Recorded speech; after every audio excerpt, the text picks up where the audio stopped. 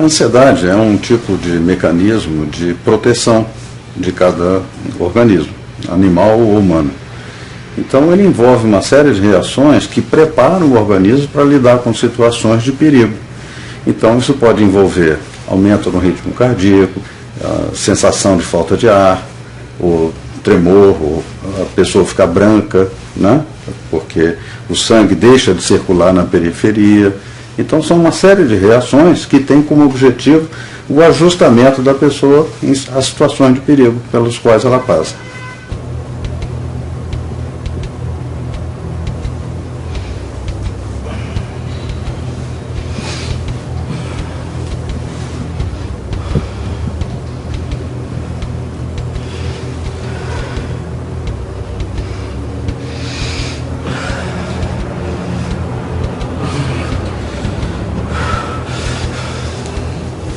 O personagem Eduardo, ele tem ataques de pânico. O transtorno de pânico é uma experiência muito sofrida que as pessoas passam, né? É uma presença de morte iminente. Então é uma coisa que causa uma perturbação muito grande, um medo terrível. Por isso que é chamado de síndrome do pânico, ou transtorno de pânico. A ansiedade é uma função cerebral útil. Entretanto, a ansiedade pode atingir algum grau onde ela começa a prejudicar o desempenho do indivíduo. E aí é o que nós chamamos de transtorno de ansiedade, quando a ansiedade se torna patológica. O transtorno de pânico é um transtorno de ansiedade, um transtorno de ansiedade aguda. A pessoa está muito bem e de repente começa a passar mal, a ter um ataque de pânico, e esse ataque se repete e a pessoa começa a ter complicações devido a passar muito mal e não saber exatamente do que isso provém. 3/4 das pessoas que sofrem ataques de pânico podem desenvolver um quadro chamado agorafobia. No caso da agorafobia especificamente, são medos que ocorrem em situações variadas, em que a fuga possa ser muito difícil. Disparados muito pela pessoa estar nessas situações específicas, que normalmente elas começam a evitar se expor a essas situações. No caso da Carolina, por exemplo, ela evita andar de elevador, porque ela pensa que o elevador pode parar, ela vai ficar presa, e se ela ficar presa não vai conseguir sair, não vai poder, se for necessário, naquele momento, urgentemente procurar um médico, a emergência e tal.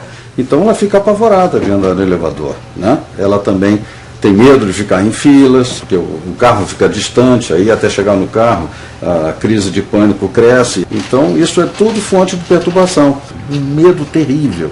A agorafobia também pode acontecer sem que a pessoa tenha tido uma história de ataques de pânico, né?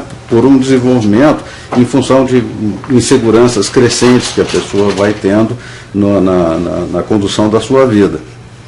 Então, tanto pode ser decorrente de ataques de pânico, quanto surgindo naturalmente, aos poucos, que vai fazer com que a pessoa tenha esse medo de estar se locomovendo, ou até mesmo ficando em casa sozinha.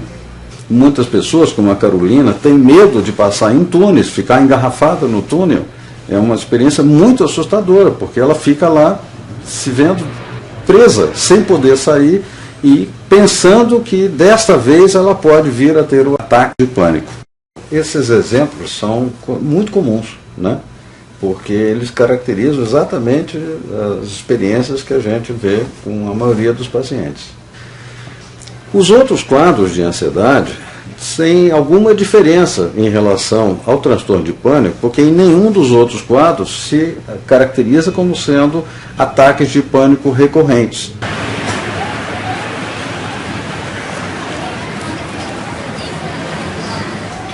O que mais frequentemente ocorre quando uma pessoa tem ataques de pânico é ela buscar emergências de hospitais.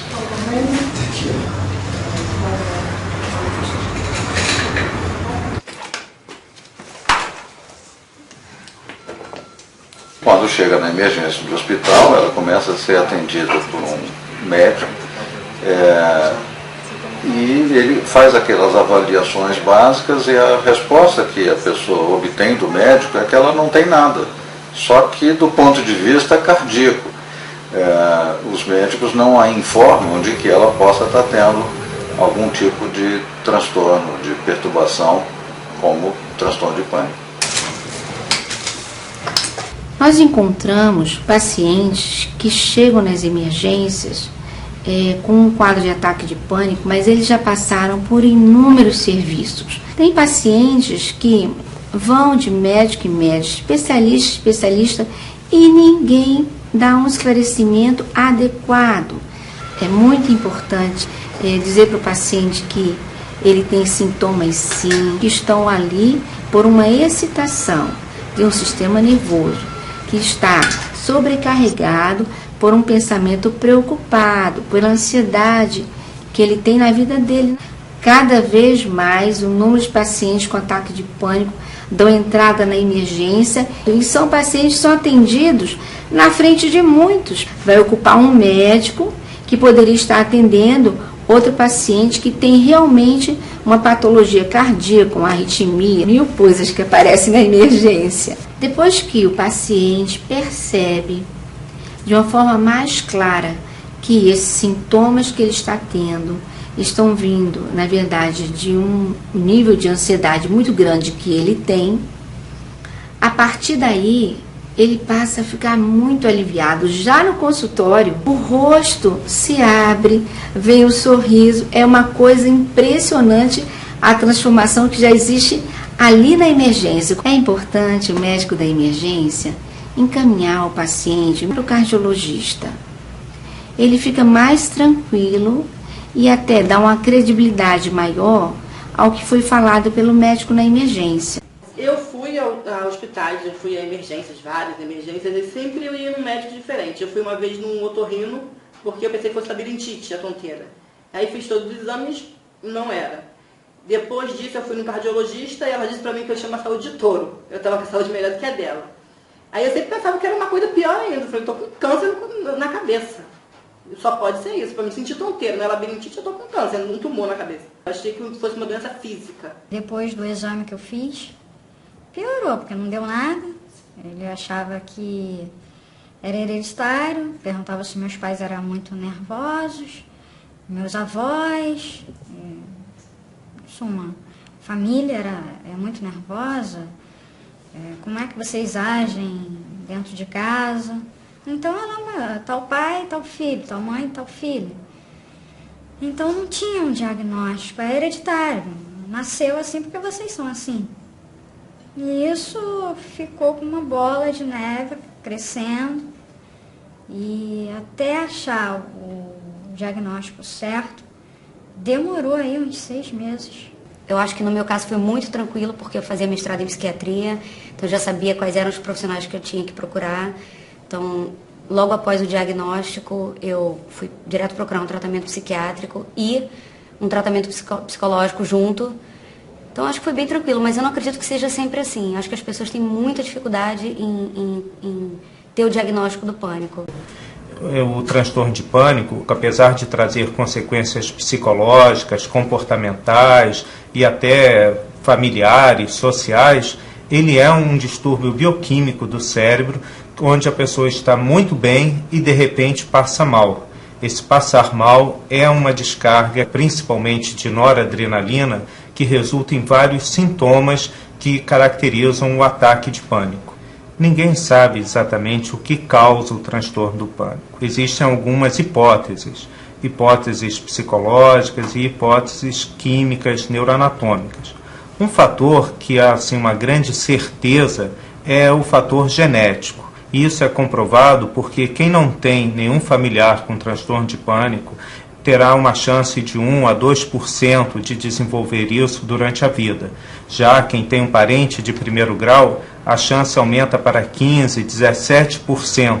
E isso pode aparecer em qualquer momento da vida do indivíduo. Em alguns com transtorno de pânico, tem uma sensibilidade maior a alterações de pH, principalmente alterações abruptas de pH. E isso se vê muito em testes respiratórios com esses pacientes e em alguns testes químicos também. Uma outra hipótese neuroanatômica para o pânico é a hipótese do circuito do medo, ou neurocircuito do medo.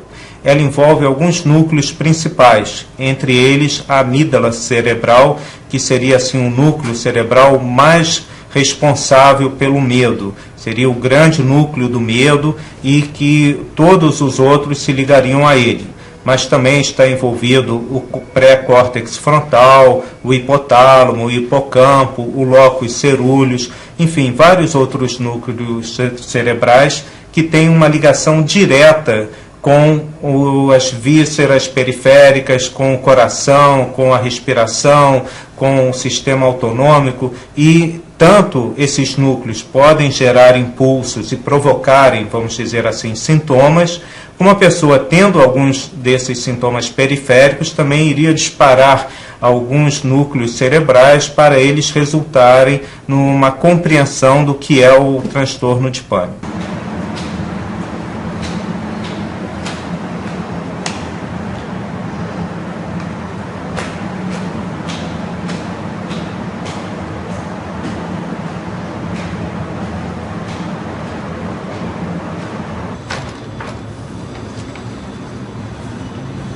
Essas hipóteses neuroanatômicas, elas são hipóteses assim que envolvem grandes núcleos ou regiões do cérebro, mas na realidade elas são apenas os locais onde ocorrem os distúrbios neuroquímicos. Hoje em dia já se tem uma ideia que existe algum distúrbio possivelmente visível através de métodos de neuroimagem no cérebro do indivíduo com transtorno de pânico. Eu achei que eu fosse morrer, uma sensação muito ruim, meu coração disparou, eu tinha muita falta de ar, eu achei que eu estava tendo um AVC, alguma coisa assim. A minha vida parecia que estava parando. É basicamente uma pessoa que tem câncer e sabe que vai morrer, só que a gente não morria. A gente morria por dentro, a gente não, fisicamente não tinha nada. Então, a nossa vida parava, tudo parava, as pessoas trabalhavam e eu me achava normal. Eu me achava incapaz. Eu achava que eu não deveria ter vindo ao mundo. Meu primeiro ataque de pânico, eu me lembro de ter sentido tonteira, muita tonteira, um aperto no peito, o coração acelerado. Pensei que tivesse tendo um infarto. Vou cair duro para trás e vou morrer. O tratamento do transtorno de pânico envolve duas vertentes principais: o tratamento farmacológico e técnicas cognitivo-comportamentais. O tratamento farmacológico, ele visa principalmente o bloqueio dos ataques de pânico. É assim a peça-chave do tratamento farmacológico, é evitar com que o paciente tenha novos ataques de pânico e complique o seu transtorno ainda mais. Já as técnicas cognitivo-comportamentais envolvem muito mais o controle da cognição, do pensamento em relação a temas hipocondríacos, será que eu vou passar mal ou não vou passar mal, envolve técnicas de relaxamento, de respiração, e envolve também a parte de enfrentar gradualmente as fobias e vencê-las. O tratamento medicamentoso, ele envolve dois tipos principais de remédios: os ansiolíticos, que são principalmente os benzodiazepínicos, ou os antidepressivos, que existe uma série de antidepressivos no mercado, mas principalmente os inibidores seletivos da recaptação de serotonina são os mais utilizados hoje em dia devido ao seu perfil de segurança. O uso da medicação tem que ser sempre feito com orientação médica, porque esses remédios podem trazer algumas interações medicamentosas e alguns efeitos colaterais, onde a orientação médica é importante para evitar complicações do próprio tratamento. Já em relação a quanto tempo o paciente deve permanecer em tratamento, isso varia muito de caso a caso.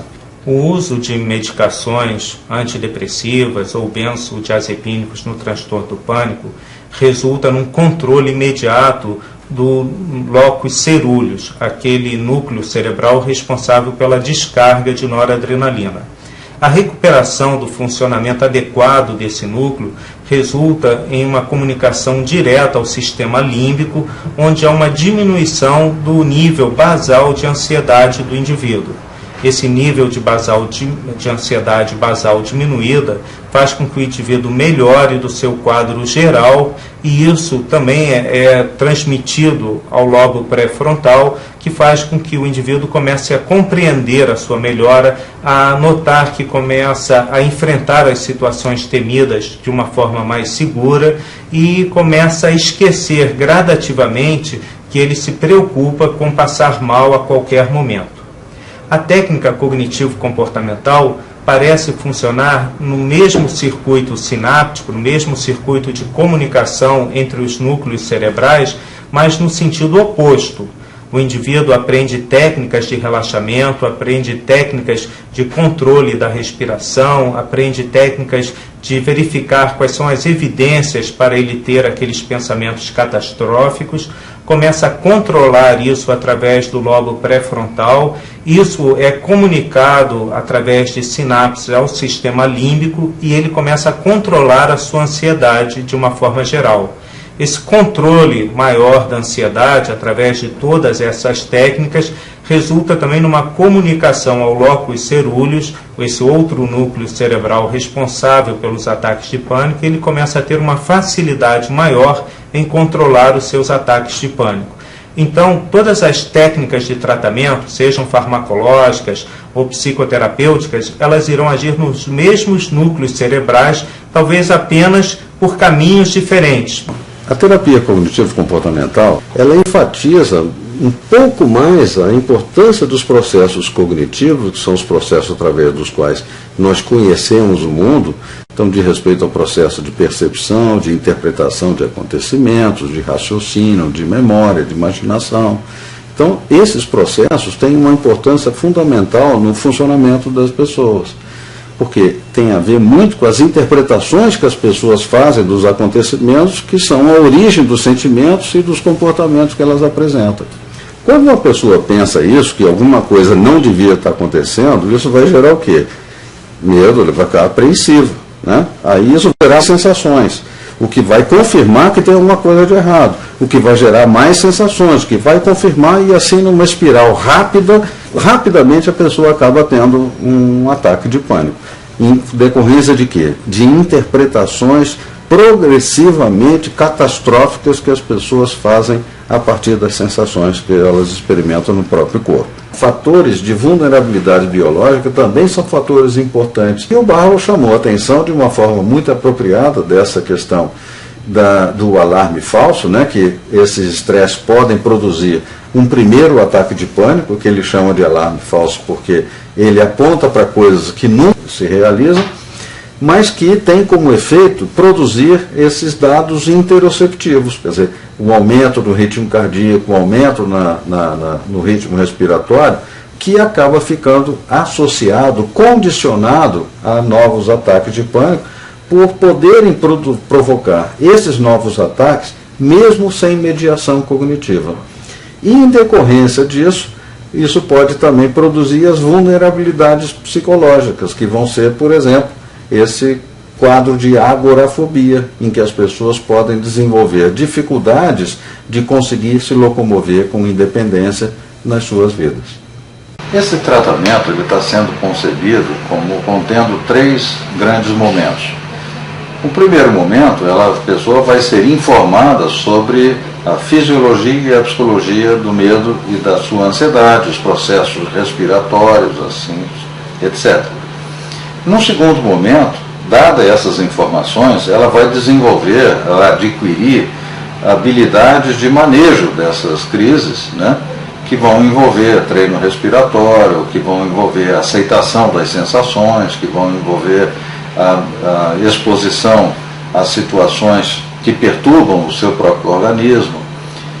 E num terceiro momento, isso vai envolver um objetivo de ajudar as pessoas a fazer uma reestruturação nas suas vidas, de maneira, na forma como elas vivem as suas vidas. Porque, em geral, essas pessoas se baseiam em crenças irracionais que estão na origem de funcionamentos perturbados que elas podem apresentar. O sistema nervoso autônomo, ele é responsável por coordenar todas as nossas funções do organismo que não necessariamente precisam de um comando voluntário. Então, por exemplo, o coração bate sem a gente precisar comandar. O pulmão, né, o sistema respiratório funcionam sem a gente necessariamente querer. Eles vão funcionando e apenas a gente pode influenciá-los. Respirar mais rápido, mais devagar e assim por diante. Só que, no caso de uma pessoa com medo, o que acontece? O sistema nervoso autônomo é ativado e ele manda neurotransmissores para o organismo inteiro, que se ativa como um todo. E essa ativação realmente ocasiona para o sujeito uma série de sensações desconfortáveis, mas no fundo elas têm uma função essencial para a nossa sobrevivência, que é a de defesa do nosso organismo. Algumas dessas reações são um aumento no batimento cardíaco, então o coração acelera. Para quê? Para bombear o sangue mais rápido por todo o organismo. E aí isso faz com que trocas gasosas se processem mais rápido, trocas de nutrientes, o sangue vá por todas as partes do corpo. A respiração ela também acelera. Para quê? Para que a gente coloque mais oxigênio para dentro, jogue o gás carbônico para fora e esteja mais pronto para a ação. São reações que, por um lado, geram um desconforto, porque o coração fica saltando pela boca, a gente tem uma sensação, às vezes, de não conseguir respirar direito, mas, no fundo, tem toda uma função dentro do nosso organismo, que é de preparação dele para a sobrevivência. Em contrapartida, nós temos também o sistema nervoso autônomo parasimpático, que vai nos ajudar no reestabelecimento do nosso organismo, na normalização das nossas funções fisiológicas. Então, o sistema nervoso autônomo simpático ativa o organismo, liga ele para o combate, para a defesa, para a sobrevivência. E o parasimpático restabelece esse organismo, faz com que ele se sinta melhor. É o que acontece, por exemplo, quando a gente dorme. Quando a gente dorme, a gente pode ter vindo de um dia terrível ali, de várias coisas, de batalhas e tal, mas dormimos e acordamos bem melhor, restabelecidos, recarregados para um novo dia. Então, isso nós podemos fazer voluntariamente. Nesse sentido, nós influenciamos tanto o sistema nervoso autônomo simpático, pensando, por exemplo, que estamos em perigo quando não estamos, ou pensando que está tudo bem, raciocinando que ele não é um momento para estar em alerta, reagindo a alguma coisa que na verdade não é perigosa, como por exemplo os batimentos cardíacos, uma respiração mais ofegante e assim por diante. Muitas pessoas passam por experiências de estresse. Todos nós passamos, né? Às vezes até em condições positivas da vida. O estresse produz ativação do sistema nervoso simpático. E a ativação do sistema nervoso simpático vai produzir uma série de reações no nosso corpo, caracterizadas por um aumento do ritmo cardíaco, por um aumento do ritmo respiratório, sudorese, tremor, formigamento. Se isso está acontecendo, e não devia estar acontecendo, consequentemente, eu devo estar com alguma coisa errada. Quando a pessoa pensa isso acaba produzindo uma confirmação que vai gerar mais sensações, isso vai rapidamente crescendo até se transformar num ataque de pânico. Quando uma pessoa desenvolve agorafobia, isso envolve a antecipação de que em determinadas situações ela vai experimentar a ansiedade. Se eu sempre sinto medo nessas situações, eu vou passar a evitar me expor a essas situações. E aí ela então vai estar fortalecendo o ciclo de esquiva dela, que vai fortalecer a agorafobia. Então, para a gente superar isso, a gente vai ter que quebrar, romper esse ciclo, fazendo com que a pessoa se exponha a essas situações de uma forma planejada, gradual, de longa duração, para que ela possa aprender que aquela ansiedade que ela sente não acaba provocando aquelas coisas que ela pensa que vai provocar. Após essa primeira etapa de informações, aí vai começar a segunda etapa, que vão ser as estratégias de manejo da ansiedade. A estratégia CALMS é uma estratégia de manejo da ansiedade. O que envolve fundamentalmente a estratégia CALMS? Uma pessoa que já está informada do mecanismo da fisiologia e da psicologia do medo e da ansiedade, ela já vai ter compreendido que essas sensações que ela experimenta não são perigosas, que ela pensa que vai morrer e não morre, ela pensa que vai ficar sufocada e não fica, ela pensa que vai perder o controle e não perde, ela já descobriu que sentir essas coisas pode não ser perigoso, mas isso não significa que isso deixe de ser desconfortável.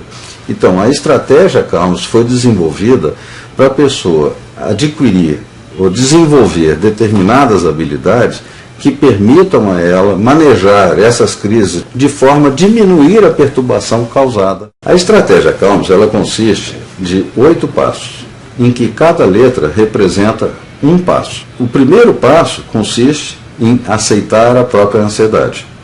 É o conhecimento que ela tem de que aquelas interpretações que ela faz não se confirmam. O segundo passo envolve contemplar as coisas em volta de si. É um passo relacionado à distração. O terceiro passo diz respeito à pessoa agir com a própria ansiedade. O quarto passo vai envolver estratégias relacionadas à respiração. No passo 4 do Acalme-se, nós temos a estratégia Libere o ar dos seus pulmões. Para o paciente com pânico, essa estratégia é fundamental, porque vai ensiná-lo que respirar mais rapidamente, que gera determinadas sensações de ansiedade, não necessariamente é perigoso, assim como respirar mais profundamente lhe gera sensações de bem-estar. A estratégia respiratória ela é composta de 3 partes. A primeira delas é a hiperventilação, a segunda, o treino respiratório, e a terceira, a respiração diafragmática. Na hiperventilação, nós estimulamos que o paciente respire de forma ofegante.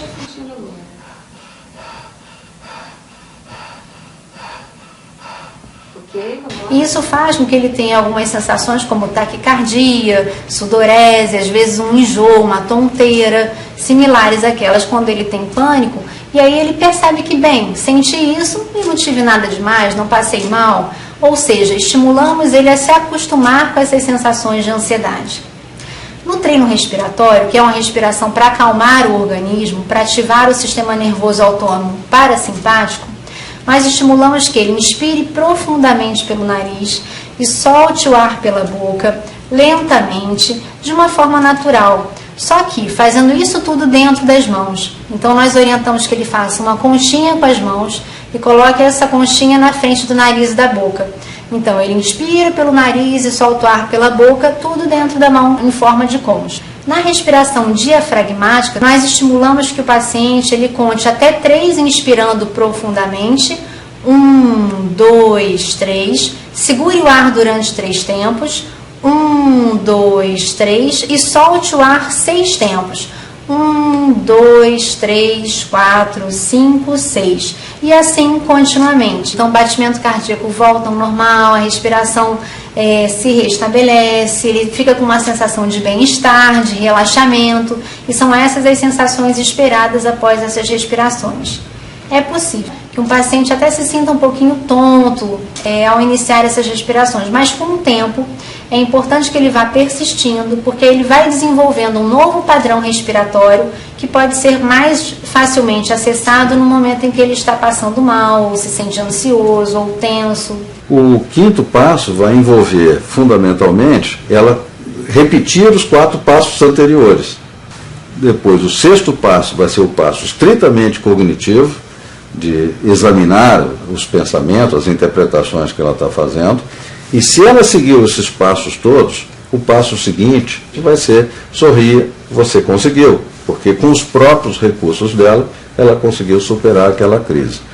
E finalmente, em função desse aprendizado dela, ela poderá estar preparada para lidar no futuro com mais aceitação em relação a novas crises de ansiedade, que ela já terá entendido que uma coisa é experimentar a ansiedade, outra coisa é ter ataques de pânico. Ela estará qualificada, capacitada a experimentar mais crises de ansiedade, mas não mais ataques de pânico.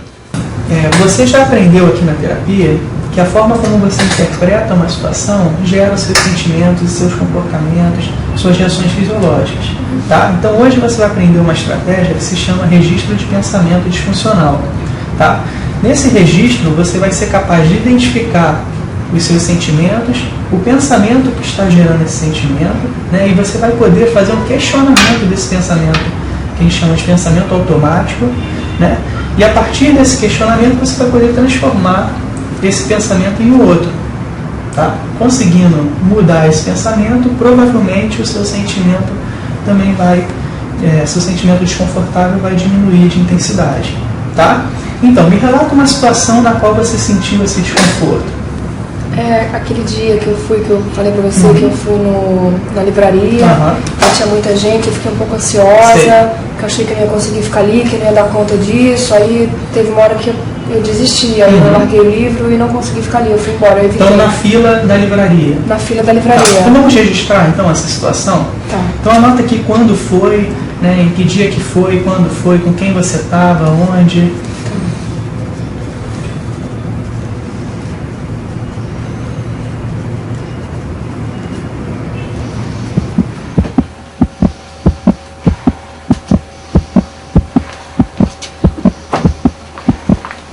Anota todos esses sentimentos negativos aí. De 0 a 100, sendo 0 nada e 100 o máximo, o quão forte foram esses sentimentos? Acho que foi 80. Tá, então anota aí 80. Tá?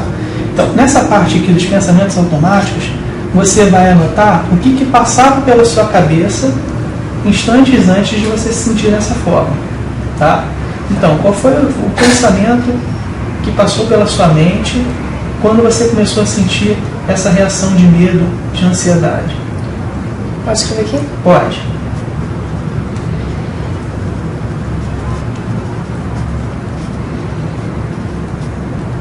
Mais ou menos isso. Tá. Então você pensou lá, quando eu estava parada na fila, que aquela reação de ansiedade ia começar de novo, você ia perder o controle. Ia passar mal e ia quis evitar, quis ir embora. Tá. E o que de pior poderia acontecer? Morrer, cair duro ali. Ok. Então esse é o pensamento catastrófico que você teve, que estava gerando esses sentimentos ruins. Tá ok? Agora nós vamos questionar esse pensamento e tentar buscar uma resposta alternativa. Tá? Ou seja, quais são as evidências que você tem a favor e contra esse pensamento? Tá? Então vamos pensar juntos aqui. Quais são os fatos que provam que você de fato teria esse ataque de ansiedade, não suportaria essa reação de ansiedade e morreria? Existe algum fato, alguma evidência que prove que esse pensamento seu é verdadeiro? Não, porque eu nunca morria. Então, isso é uma evidência que vai contra o seu pensamento, né? Além disso, recentemente você fez alguns exames, né, de check-up, exames de sangue, com exames cardiológicos. Então, o que esses exames acusaram? Nada, né? Então, essa é mais uma evidência de que provavelmente aquilo era apenas uma reação de ansiedade.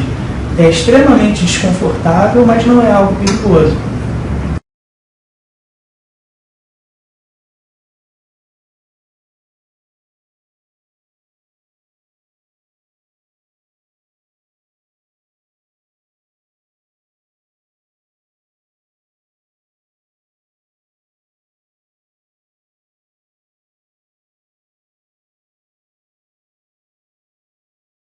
Então, nesse registro de pensamento, você vai tentar fazer exatamente isso, buscar evidências a favor e evidências contra esse pensamento. A partir daí, você atinge uma resposta alternativa, né? Então, tenta formular uma nova frase, um novo pensamento, a partir disso tudo que a gente conversou, começando pela palavra apesar de. Tá, tipo assim, apesar de eu ter ficado ansiosa... eu sei que eu não vou morrer porque eu fiz o exame e não tinha nada. Exatamente. Esse é um exemplo de um pensamento alternativo, que a partir do registro de pensamento você seria capaz de atingir. Tá? Substituindo esse pensamento primeiro, que era catastrófico, né? Vou ter um ataque de ansiedade, vou morrer. Por esse outro pensamento, né? Estou tendo uma reação de ansiedade, isso é desagradável, mas não é terrível.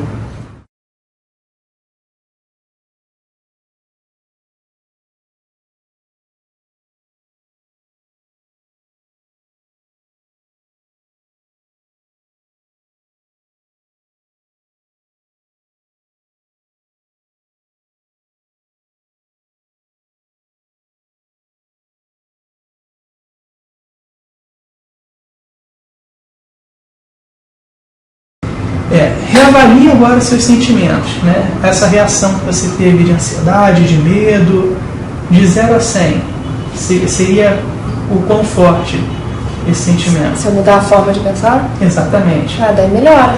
Melhora em quanto? De 0 a 100? Melhora 90.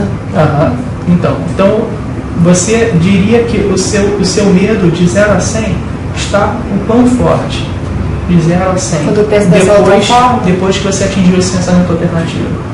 Acho que o meu medo fica bem pequenininho. Então, de 0 a 100, você conseguiria graduar?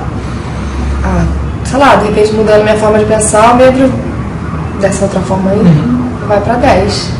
Então, houve uma grande redução.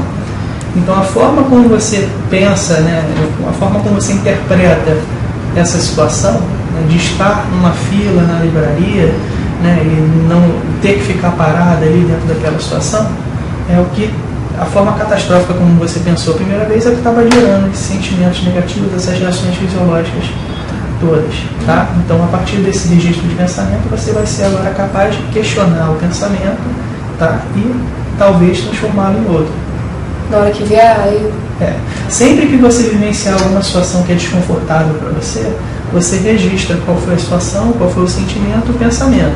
A partir daí, você vai poder fazer um questionamento desse pensamento para poder transformá-lo em outro caso esse pensamento seja distorcido.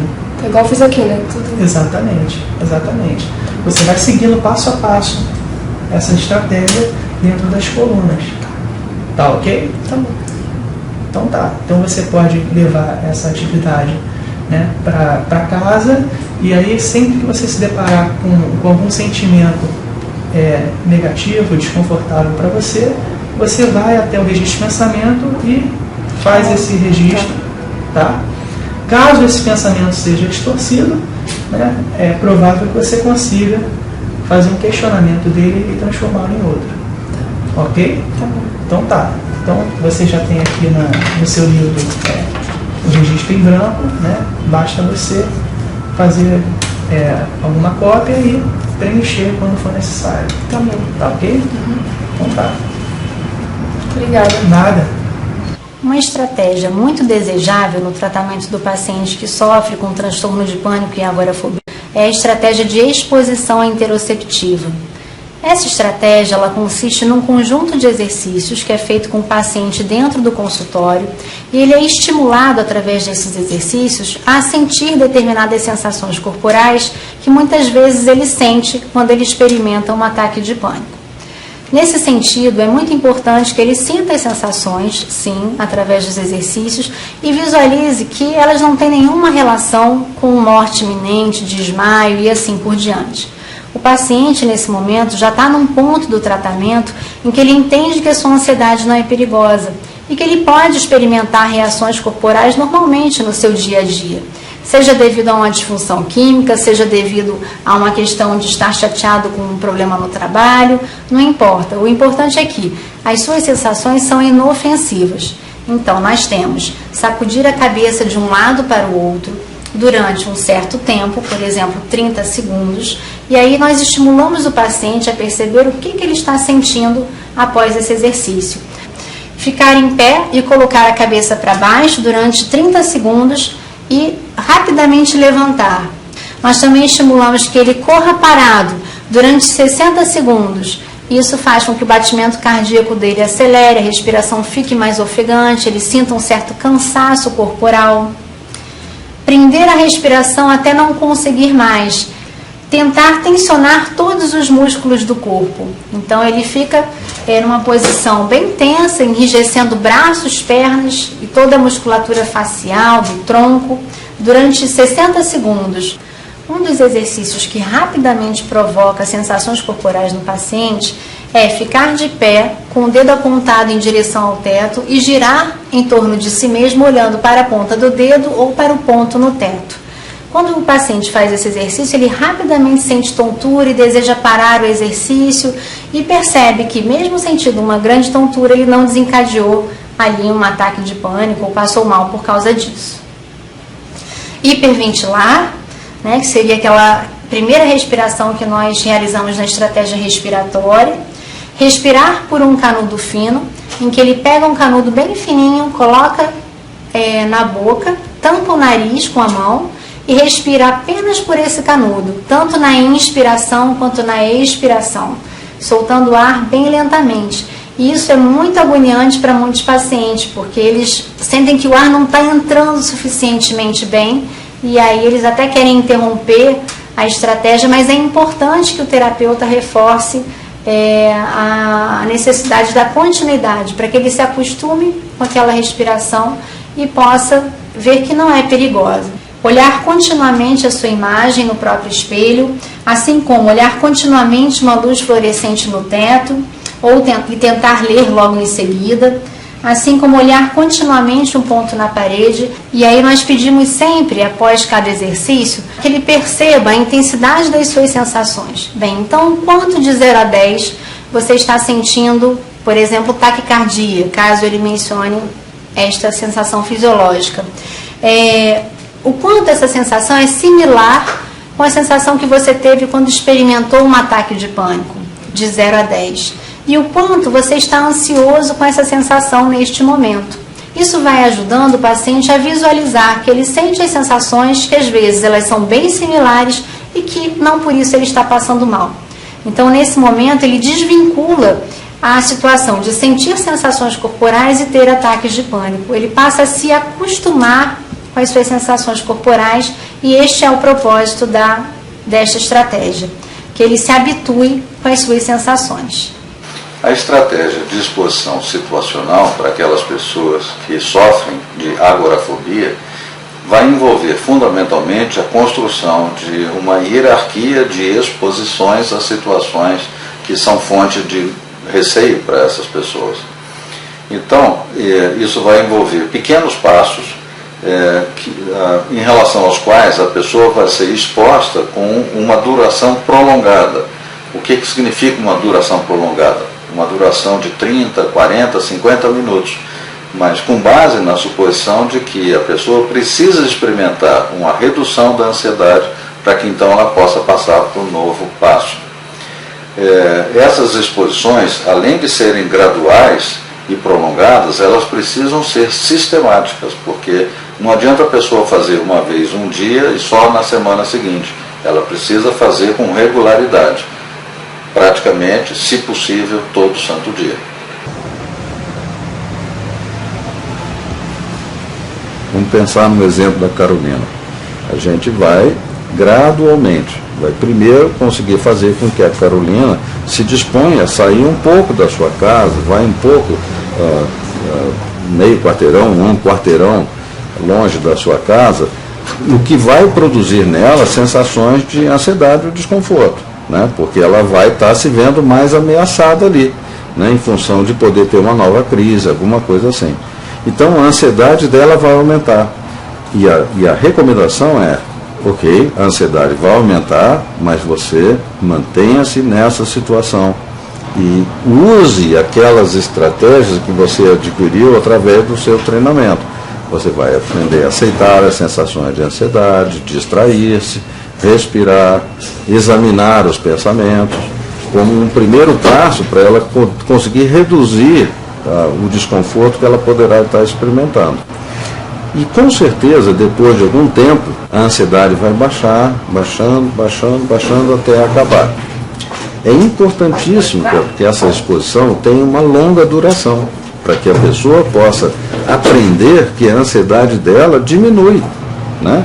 Inevitavelmente. O ideal é que o terapeuta vá no início com o paciente, para ele entender exatamente o que se requer que ele faça. E dessa maneira, o paciente, tendo visto como é que a coisa é feita, ele pode ou seguir sozinho ou seguir com a companhia de algum familiar, para ele ir aos poucos conseguir recuperar a sua mobilidade.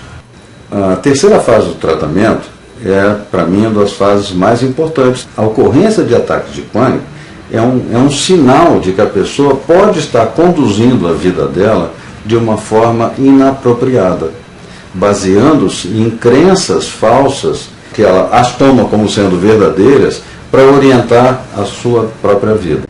Eu queria ser amada por todos.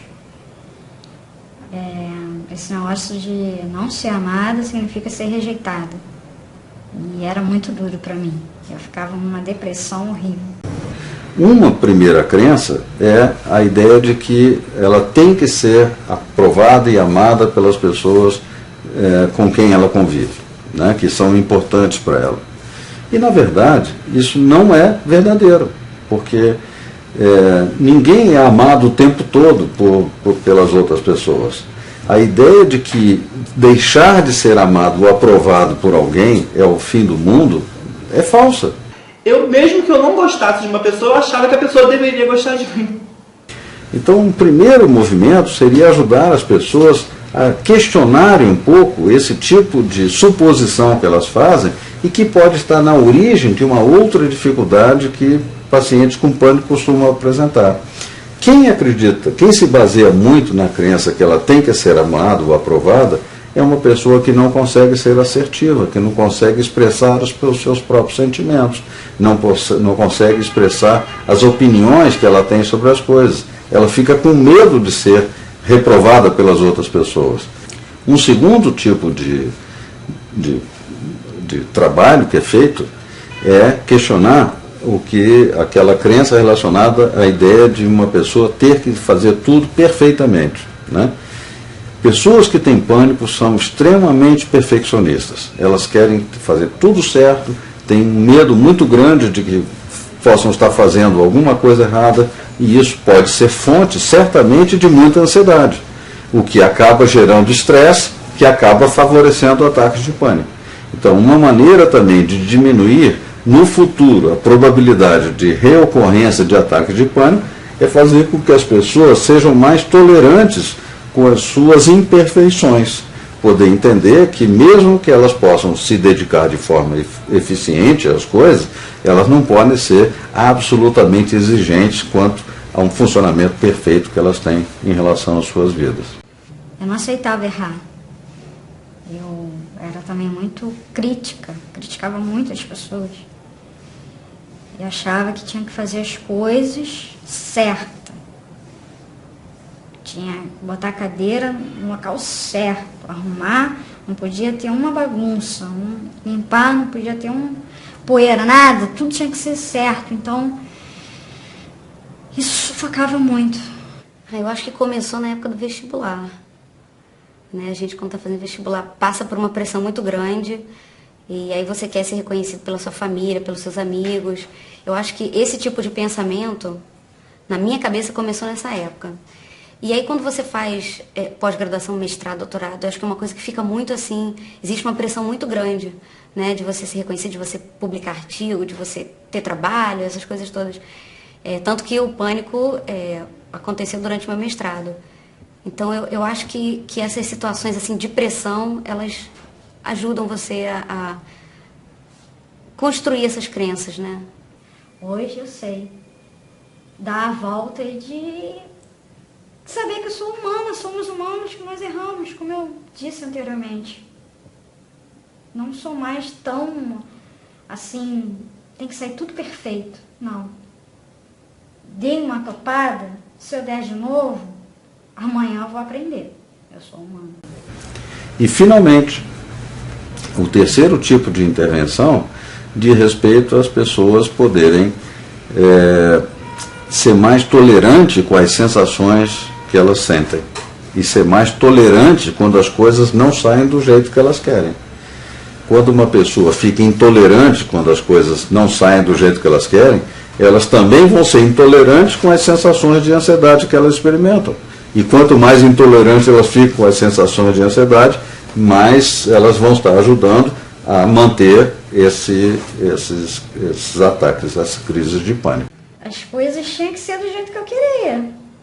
Porque era como se eu escrevesse num diário. Eu quero a folha branca pintada de preto, vermelho e amarelo. Se fosse um azul ali, eu ficava doida. Ficava. Aquilo pra mim era uma morte. Então tinha que sair do jeito que eu queria. Antigamente, eu ficava extremamente ansiosa se as coisas não aconteciam do jeito que eu queria. Eu não me lembro assim de uma situação em particular, mas eu acho que a minha vida inteira eu fui assim. Ficava muito ansiosa e tinha que acontecer do jeito que eu queria, senão era o fim do mundo. Eu era controlador. Eu achava que uma coisa que saiu fora do meu controle vai acontecer alguma coisa terrível e vai acabar com tudo. Não vai dar certo. Eu achava que tudo tinha que estar sob controle. As pessoas tinham que estar sob controle, a minha volta. As situações tinham que estar sob controle, a minha volta. A chuva. Se chover, como é que eu vou fazer? Entende? Eu meio que queria controlar todas as situações. O primeiro passo é questionar a fundamentação dessa crença, e o segundo passo relacionado é começar um treino assertivo para as pessoas começarem a ser mais capazes de afirmar as suas próprias opiniões e sentimentos. Então, a assertividade é um tipo de comportamento que se caracteriza fundamentalmente pela expressão direta, honesta e adequada dos próprios sentimentos. Nós estamos falando de um comportamento direto, objetivo, claro, na expressão dos nossos pensamentos e sentimentos, em que a gente busca realmente modificar as coisas que não nos agradam, ou então pedir o que nós desejamos, ir atrás do que nós queremos, mas isso na relação com as pessoas e de uma forma sempre educada, sempre cordial, sempre buscando ali uma negociação, quando sempre que possível, né? Nem sempre isso é possível, mas a indicação de um caminho assertivo, ele realmente traz muitos bons resultados para a pessoa. Então, existem 3 tipos de comportamento que a gente identifica. O passivo, que é aquele que não fala o que pensa, não fala o que está sentindo, fica chateado com o outro e não busca modificar a situação. Temos também o agressivo, que sente raiva e joga essa raiva para fora de uma forma que machuca o outro, xingando o outro, às vezes até fisicamente, e gera para ele mesmo consequências negativas a longo prazo ou até mesmo a curto prazo, como a mágoa, o ressentimento e assim por diante. Então a gente tem esses 2 tipos de comportamento que no fundo às vezes geram mais problemas. E nós temos também o comportamento assertivo, que é esse que a gente estimula dentro da terapia, dentro de um processo de reestruturação existencial. Que seria o quê? Estimular a pessoa a falar o que pensa, a falar o que sente, de uma forma objetiva, educada, visando resolver o seu problema, estar bem consigo mesma. Isso não machucando o outro, claro, não passando por cima do outro. Então é um comportamento que respeita a si e ao próximo. Então, esse estímulo da assertividade diz respeito a você sentir raiva, sim, quando sentir, mas expressar ela de uma forma a resolver o seu problema e não criar mais problemas.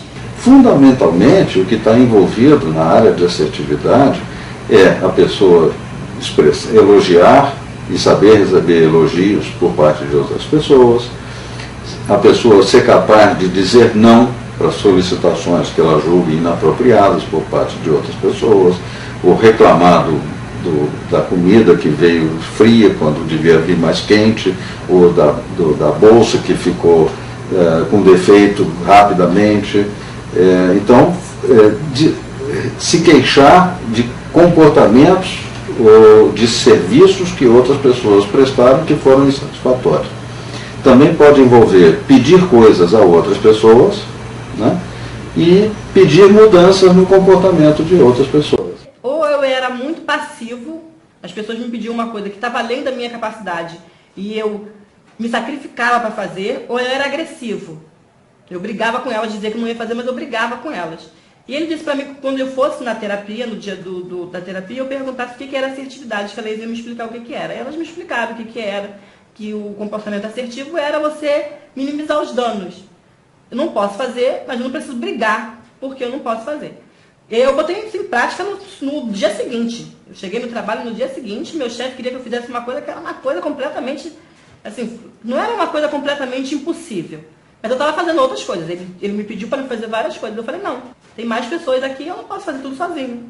E ele ficou sem chão e eu adorei. Eu aprendi nunca mais desistir disso. Trabalho em grupo. Todas as pessoas têm a sua parcela de trabalho. Para ajudar as pessoas a mudar um pouco esse tipo de crença, o que a gente faz é desenvolver duas estratégias, né? Uma é o chamado curtograma, que na verdade diz respeito o que as pessoas curtem fazer ou não curtem fazer, né? Porque muitas pessoas são perfeccionistas porque elas nem se preocupam em fazer aquilo que elas gostam. Elas apenas fazem aquilo que elas devem fazer, né? Quanto mais elas funcionam dessa maneira, menos atenção elas dão para fazer aquilo que é importante para elas, né? Que elas desejam, que elas acham gratificante fazer. Então, esse curtograma vai envolver fundamentalmente as pessoas descreverem o que elas gostam e fazem, o que elas gostam e não fazem, o que elas não gostam e fazem e o que elas não gostam e não fazem. Em geral, nessas pessoas que têm pânico, está muito mais cheio.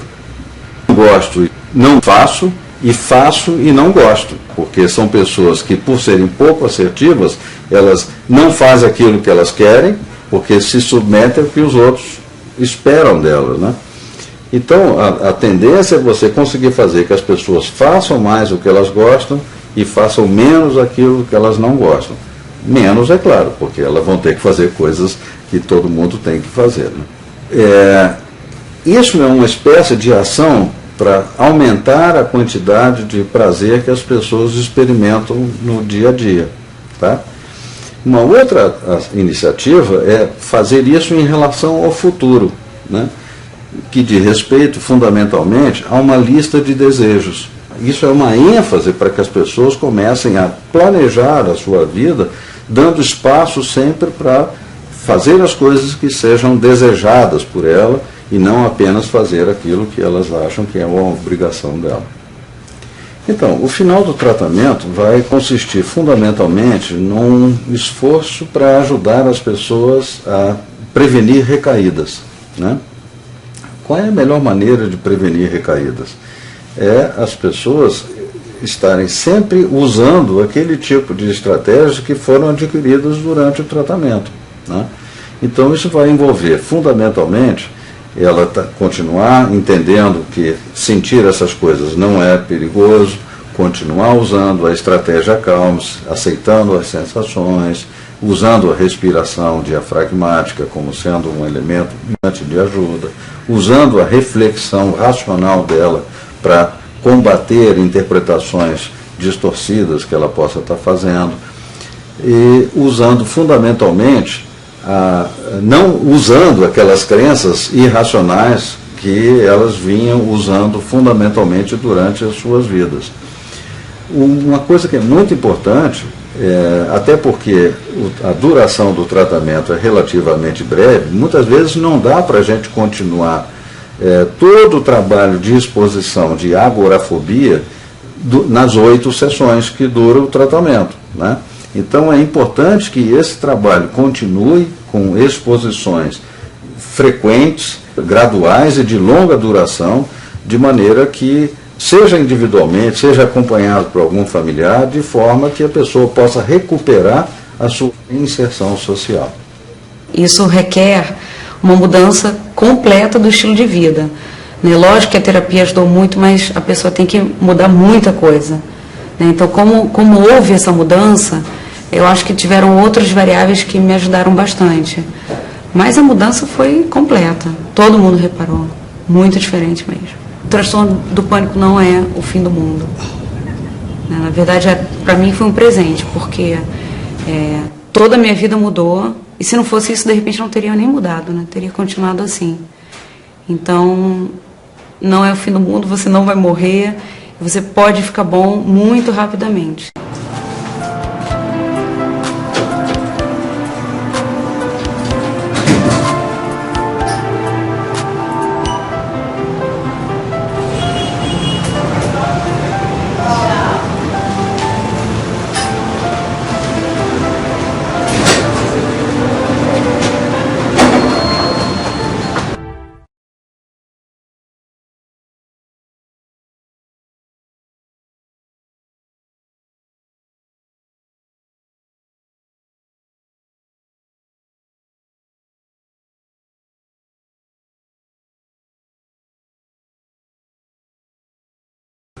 Eu vou contar a história de um jornalista chamado Gugu Keller, né?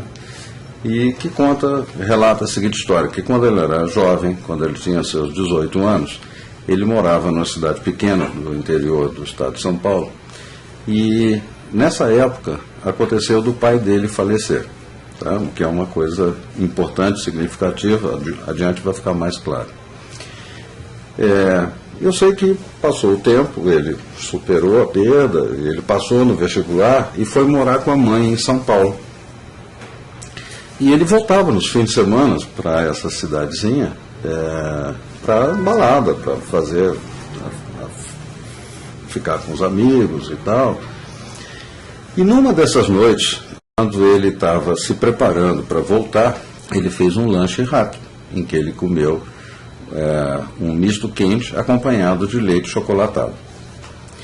E aí, para sair dessa cidadezinha, ele tinha que pegar uma estrada sinuosa, né, até chegar naquelas autoestradas enormes lá de São Paulo que levam à cidade de São Paulo. E quando ele estava nessa estradinha sinuosa, ele sentiu que ele estava enjoado. Ele pensou no que ele tinha comido e ele achou que não se justificava ele estar enjoado, né? Pouco depois, ele começou a sentir que estava com taquicardia. E aí ele lembrou do tempo que ele jogava basquete, né? E ele achou que a taquicardia que ele estava sentindo era diferente da taquicardia que ele sentia quando jogava basquete. Um pouco depois, ele começou a sentir que estava suando. Aí ele achou isso, olha, alguma coisa está acontecendo. Eu estou enjoado, estou com taquicardia, estou suando. Será que eu posso estar tendo um ataque cardíaco? Aí disse, imagina, bobagem. Estou com 19 anos. Isso não deve acontecer. Aí foi mais um pouco, daqui a pouco ele lembrou de ter lido em algum lugar que um ataque cardíaco numa pessoa muito jovem é fatal. Aí ele começou a realmente ficar muito preocupado. E ele começou a ficar mais nervoso, mais ansioso, mais preocupado. E ele estava chegando já na grande estrada que o levaria para São Paulo. E ele lembrou que tinha ali um posto de gasolina, um restaurante e tudo, onde ele parava para comer, para beber, para abastecer o carro e tal. E ele disse, bom, quando eu chegar lá, eu paro e vou tomar uma água, vou me recuperar. Só que quando ele chegou no posto de gasolina, ele estava todo apagado, não tinha ninguém, não tinha nada, né? E aí ele teve o que ele chamou de a coisa, né? Que foi um enorme ataque de pânico, que deu origem a toda a história de pânico dele. Eu contei esse caso para explicar um pouco como é o modelo do David Clarke, para vocês poderem entender como é que a gente entende o mecanismo do pânico na terapia cognitivo-comportamental. Esse modelo do Clarke é um modelo que, quando a gente explica para os clientes, eles reconhecem imediatamente, puxa, mas é exatamente isso que acontece comigo, né? Só que tem uma parte dos clientes que tem transtorno de pânico que apresenta um tipo de funcionamento que não consegue ser explicado pelo modelo do David Clarke, que é o fato de que eles acordam no meio da noite em pânico, né? Eles estão dormindo muito bem e acordam, meu Deus, o que está acontecendo? E entram em pânico, né? O Clarke, quando tentou lidar com isso, acabou levando a interpretações que não eram muito fundamentadas, né? Então, durante uns 2 anos foram feitas pesquisas e tal, e uns 2 anos depois surgiu um outro modelo, que é o modelo do David Barlow, né? Que entende que esses despertares noturnos em pânico ocorrem em função do que ele chama de condicionamento interoceptivo. O que ele quer dizer com isso? Em 1904, o Pavlov mostrou que cães em primeiro lugar, mas todas as espécies, inclusive os humanos, nós aprendemos também por condicionamento entre sensações externas, né? Então, se a gente houve um barulho de xícara, né? A gente já faz a imagem do cafezinho e isso já gera uma coisa apetitosa na gente, né? Se a gente imagina um limão, lamber um limão, isso também vai produzir um sentimento desconfortável no nosso corpo. Então, esse tipo de condicionamento ocorre de forma entre estímulos externos. E o Barlow entendeu que algo podia acontecer entre estímulos internos do organismo. O que ele quer dizer com isso? Que no início do ataque de pânico, certas sensações vão se desenvolver e vão culminar com o ataque de pânico. Então vai se construir um condicionamento entre as sensações iniciais, a sensação de falta de ar ou a sensação de taquicardia, que vão induzir o ataque de pânico, mesmo sem mediação cognitiva. Então, é por isso que o Barlow entende que há um condicionamento entre sensações internas, interoceptivas. Quando uma pessoa começa a ter ataque de pânico, ela começa a experimentar sensações de taquicardia ou de falta de ar, e depois de algum tempo, elas crescem até se caracterizar num ataque de pânico. Então, o que poderia acontecer, segundo Barlow, é que uma pessoa poderia desenvolver, em primeiro lugar, uma vulnerabilidade biológica, em função de fatores biológicos. E, em segundo lugar, ela poderia desenvolver uma vulnerabilidade devido a estressores sociais. E, em decorrência desses estresses da vida social, isso iria produzir ativação simpática que poderia resultar em ataques de pânico e que seria talvez o primeiro ataque de pânico. Seria aquele ataque de pânico inicial. Com a repetição desses ataques, o que iria acontecer? As pessoas iriam experimentar várias vezes sensação de taquicardia, sensação de falta de ar, e essas sensações seriam seguidas ao final de novos ataques de pânico. Então a ideia do Barlow é que isso poderia provocar um condicionamento entre essas sensações internas, de tal maneira que quando elas começassem a ocorrer, isso já disparasse imediatamente, automaticamente, mesmo sem mediação cognitiva, ataques de pânico. É por isso, então, que as pessoas acordam no meio da noite tendo ataque de pânico. Eu digo para o paciente, vamos dizer que você esteja andando pela rua e um pitbull aparece na sua frente, rosnando para você. Bom, você não está com ninguém no seu lado para lhe defender e o cachorro também não tem dono nenhum ali. Você fica realmente assustada. Você sente que ali ele pode avançar e ser uma situação desastrosa. Muito bem.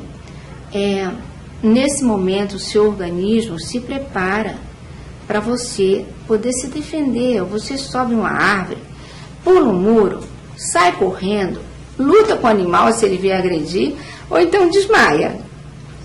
Muito bem.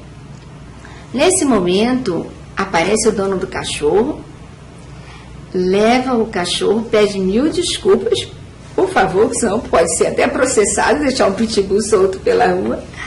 E você então fica aliviado, o cachorro e o perigo foi embora. Mas você aí volta para casa e percebe que todo o seu físico está diferente. Seu coração está acelerado, você está pálido, as mãos frias, tremendo, as pernas bambas. Às vezes você tem até que sentar na beira da calçada que você não consegue nem acompanhar, nem caminhar. Pois bem, mas você não está preocupado com isso porque sabe que foi o susto que você levou. Então, chega em casa, toma uma aguinha, conversa com alguém e os sintomas vão desaparecendo. Então, o que acontece? O que acontece? Esses sintomas que você teve com o susto que você levou são os mesmos sintomas que você tem no ataque de pânico. E eles são gerados por quê? Porque você é uma pessoa ansiosa, preocupada, antecipada. E ao longo dos anos, esse nível de pensamento vai sobrecarregando o sistema nervoso. Ele passa então a fazer umas excitações e provoca todos esses sintomas. É a tal da reação de luta e fuga, que passa a aparecer sem ter um motivo. Então, é muito importante que essa explicação a pessoa consiga fazer essa ligação do emocional com o físico, para poder entender e ficar também até suscetível para poder procurar um profissional da psicologia, da psiquiatria e poder se tratar. O primeiro passo da estratégia CALMS é fundamental, né? Porque uma pessoa ela precisa aceitar as sensações de ansiedade no próprio corpo. Porque o que mais comumente acontece é as pessoas começarem a achar que eu não posso sentir isso porque senão eu vou ter um ataque cardíaco ou alguma coisa assim. O que pode permitir as pessoas aceitarem essas sensações no seu próprio corpo é elas estarem informadas e já terem entendido que essas interpretações que elas fazem são falsas, são distorcidas. É uma mensagem do cérebro delas para a cabeça delas, dizendo, olha, eu acho que você está em perigo. Porque o cérebro não pensa, ele só manda mensagens. E a mensagem se caracteriza através do quê? Sensações de ansiedade. Aumento do ritmo cardíaco, né? Aumento do ritmo respiratório, tensão muscular, essas coisas todas. Então essa é a mensagem que o cérebro manda para a cabeça da pessoa. Olha, acho que você está em perigo através dessas sensações. Se a pessoa disser, não, eu não posso sentir isso, não mande mais mensagens, o que o cérebro vai fazer? Ele é o responsável para salvar a vida daquela pessoa. Ele não tem pernas. Quem pode fazer se salvar é a própria pessoa. Então ele vai mandar mais mensagens. Olha, eu acho que você está em perigo, né? Faça alguma coisa. E a pessoa, se ela conseguir continuar dizendo, não, eu não posso sentir essas coisas, ela vai ter um ataque de pânico. Entende? Ora, a atitude diferente é ela poder dizer o seguinte, olha, eu já sei que isso não é sinal de perigo. Eu sei que isso é apenas sensação de ansiedade. Então, eu posso sentir essas sensações. Não precisa mais ficar preocupado, não, cérebro. Me deixa. Isso não vai ser um perigo para mim. Isso é só ansiedade.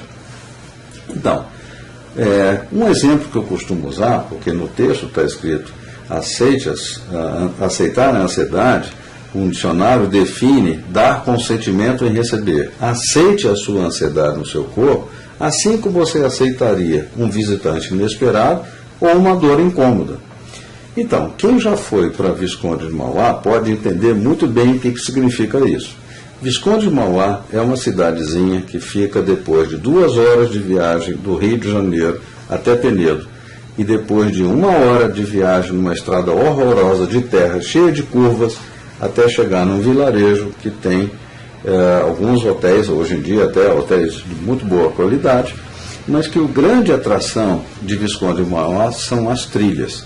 E nessas trilhas as pessoas vão e tem cachoeiras. Então muitas pessoas vão para lá para tomar banho de cachoeira, essas coisas todas. Então imagine que uma pessoa vá para Visconde de Mauá, leva 2 horas para chegar em Penedo, outra hora de uma estrada horrorosa para chegar lá em Visconde de Mauá, chega lá, pega uma daquelas trilhas e anda, depois anda mais um pouco, depois mais um pouco ainda, até que lá pelas 4 horas da tarde ela chega num casebre onde ela vai passar a noite. Chega à noite, ela não tem iluminação, não tem energia, ela vai ligar o lampião, e aí ela vai começar a sentir uma enorme dor de dente. O que ela vai fazer?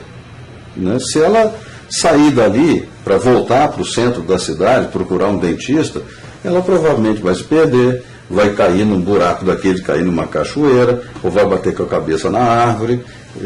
Então não faz sentido isso.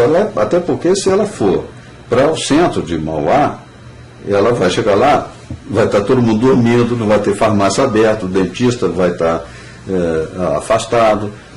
Então, quando a gente tem uma dor, qual é a melhor coisa para fazer? É simplesmente aceitar a dor. Né? É desagradável? É desagradável. Mas lidar com ansiedade é exatamente a mesma coisa. É desagradável? É desagradável. Mas se você lutar contra, ela vai aumentar. Se você aceitar as sensações no seu corpo, ela vai progressivamente diminuindo e vai desaparecer. Então, o segundo passo é uma estratégia que as pessoas usam normalmente, que diz respeito a elas tentarem se distrair. O passo consiste: contemple as coisas em volta de si. Isso, na verdade, é distração. É para quê? Para fazer com que as pessoas deixem de observar o que está acontecendo no seu próprio corpo e deixem de ficar observando os pensamentos catastróficos que estão passando na sua cabeça.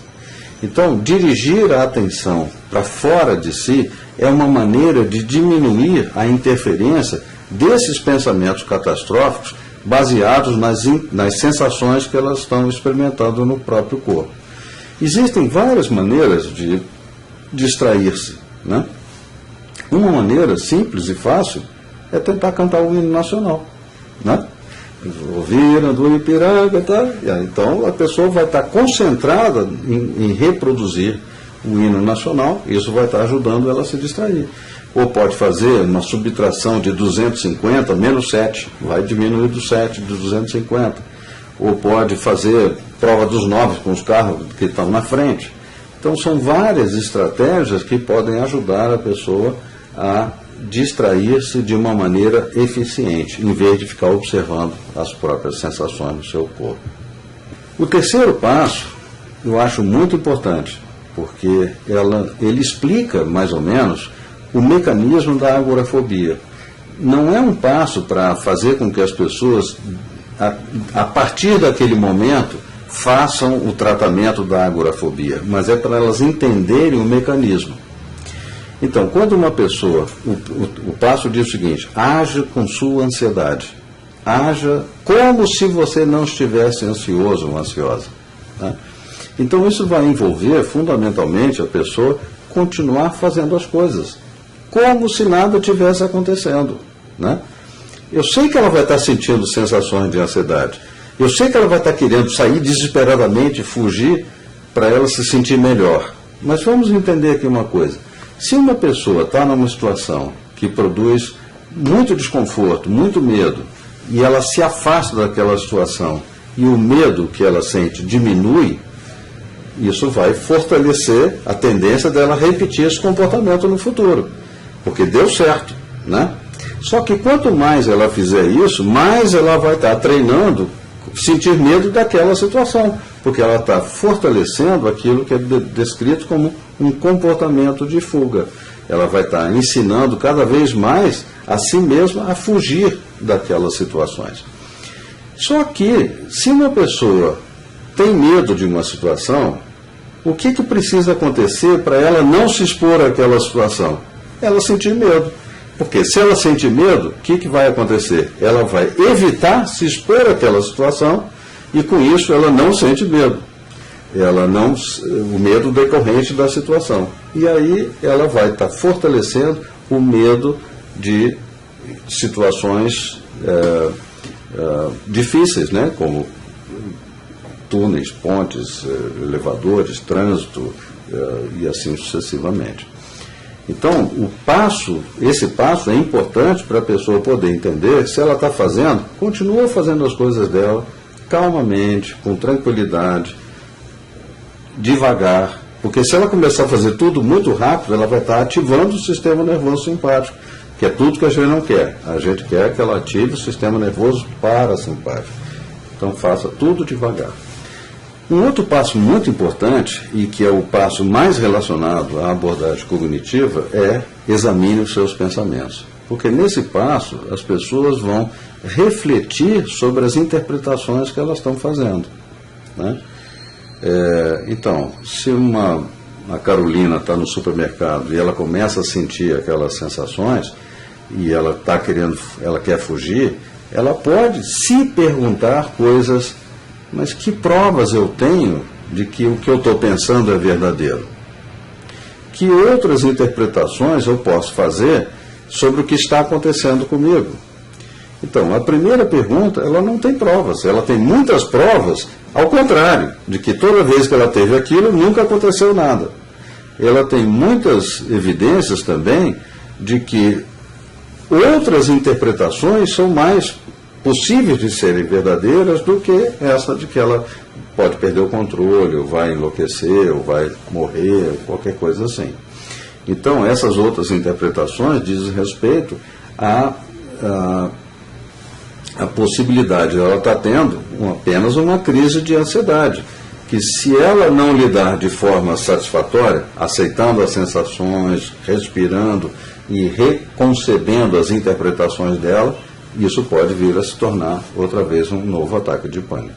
Então, se ela for a uma livraria, por exemplo, e ela começar a sentir-se mal na livraria, ela vai poder, através da resposta a essas perguntas, através da aceitação das sensações, através da respiração, ela vai conseguir deixar de sentir essas coisas e isso poder, novamente, ela reassumir controle sobre o que está acontecendo com ela.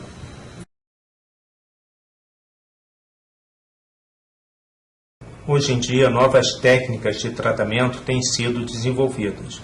Uma delas, por exemplo, envolve o uso da realidade virtual, porque às vezes o paciente que tem transtorno do pânico, ele tem tanto medo de enfrentar as situações que fica difícil colocá-lo num trânsito, num túnel, numa feira, numa situação temida por ele.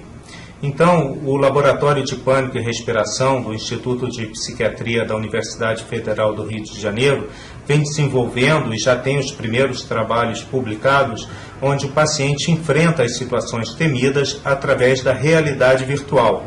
Ele participa de um filme onde ele é um personagem do filme e ele consegue controlar determinadas situações desse filme. Isso faz com que não apenas ele consiga controlar a respiração, a palpitação, a sudorese, mas também ele vai galgando etapas no filme onde ele cada vez consegue enfrentar situações mais complexas e isso faz com que ele depois consiga, na realidade, enfrentá-las sem tanto sofrimento.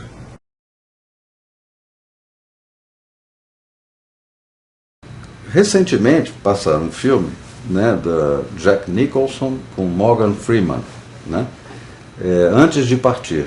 E nessa lista são 2 pacientes terminais e que fazem uma lista de coisas um deles faz uma lista de coisas que ele gostaria de fazer antes de morrer.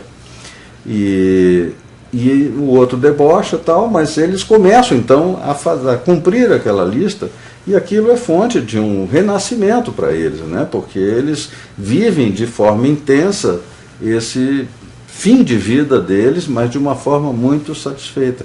E a pergunta que fica é a seguinte: por que uma pessoa precisa estar em estágio terminal para começar a fazer as coisas que ela gosta de fazer?